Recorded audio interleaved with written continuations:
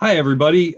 Thanks for checking us out on this quick promotional interview for an event going on tomorrow in Clifton, New Jersey, that New Jersey Revolution Radio is really proud to start to be a part of right now here by promoting it and trying to get people out on a little bit of short notice. I'm joined tonight by Beck. She is organizing for the first time a protest in Clifton, which has a lot of personal meaning to me. I took my kids, I have 5 boys, and some of you know, and I went to the last Slayer concert at PNC a couple of months ago. I'm a huge Slayer fan. I've always been a Slayer fan. And for the first time, you know, I'm taking my young kids out to this metal show, and I see the 88 tattoos. I see the SS tattoos. I see the groups of skinheads hanging around. And as much as I've tried to fight racism and rid myself of racism, I still ignore a lot of racism, and I still take advantage of my privileges in chances where, you know, I probably shouldn't. And it weighed on me after the show. My kids had a great time. Slayer sounds awesome live, but it weighed on me after the show. And that's why when I heard that there were some skinhead bands playing at one of my old haunts up in Clifton, I became really concerned. There was a huge internet burst, and I'm sure if you're watching this now, you're a part of it, you know, to call out for dingbats to not allow bands who say some vile, awful things. I'm not talking about artistic expression. I'm talking about violence. Were allowed to take the stage even after the venue had not allowed them. The owners made several statements that the promoter allowed them on, and that, you know, he had not let them on, then he did let them on. He made a video where he said there was a free speech issue. So it's hard to discern what the story is from that side. But that's not the side we're going to focus on tonight. Tonight we're going to focus on some activism springing up around this and a positive thing happening, because I'm seeing the metal community take a stand. You know, where I fell short of fighting that racism at the Slayer concert, I'm not going to make that same mistake again. Beck, hi, thank you for joining me tonight. How are you? Hi, thank you. Good, good. Good.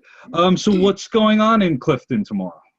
So tomorrow at 3 p.m. we're all going to meet at 620 Van Houten Ave, which is the address of Dingbats. We're going to be outside of the venue, you know, holding a peaceful protest against the show that happened last Saturday.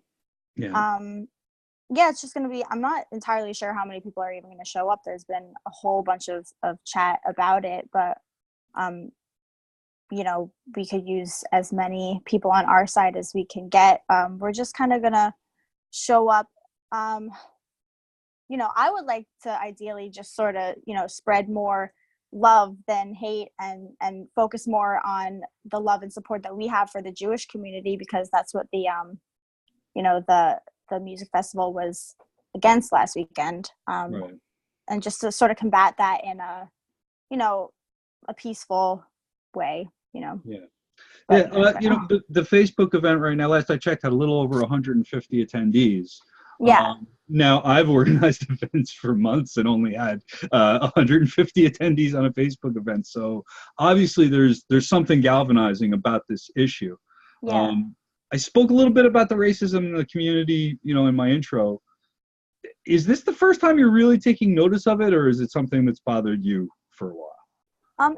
It's something that, you know, I think everybody has noticed in, you know, a lot of ways.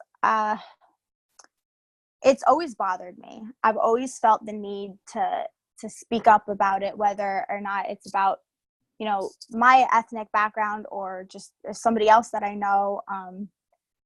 As mostly for me as a mother, I feel the need to set the example that when somebody does or says something you don't agree with, rather than just posting on Facebook and then, you know, being done with it, when you're mad enough to say something, you get up and you do something. So that, I think, for me was what kind of set me over the edge, was that I was in fact mad enough. It started out with just a Facebook post. I put it on Instagram, and I said something on Facebook, and it kind of, people started responding to it a lot. And then a friend of mine, Kane, who I went to high school with, responded. We sort of got the idea to do a small protest. So, Well, now this this hate speech directly affects you. And somewhat I've heard from people who have tried to defend this, which is kind of silly, is that it's not a big deal and it's art. I think it may be important for somebody who's personally affected. And my response has been, that's pretty easy for a white guy to say because they're not trying to call for my extermination. Yeah. How does that affect you when you hear stuff like that? You know, personally, well, I'm Catholic personally. Okay. I haven't spoken about my background in any of this because I didn't want to make it about myself. Right. I wanted people to know that no matter who you are or what you come from, you could be upset because that's our job as human beings to stand up for each other. But the one thing I haven't, mentioned is that my grandfather on my mother's side, his entire family was killed by Nazis because he's Jewish, and just feeling the love that I feel for him and knowing what he's been through, and to think that there are people out there that still like torment, his background and his blood, it disgusts me, and I can't understand, and I can't be silent about that. Yeah, I really appreciate that. It's hard to get through. You are prepared for tomorrow, right? This is, as you said, a peaceful protest, and you've been Yes. working with some groups. And there's a band, I think, that's been helping out quite a bit that you wanted to mention and thank for their support. Yeah, there's a band, Masa Nera, I believe that's how they're pronounced. They've been promoting. I think they're friends of Kane Talinsky. Okay. So they've been trying to promote the event, which is awesome, and we definitely appreciate that. All right, cool. And one more time, where do people need to be?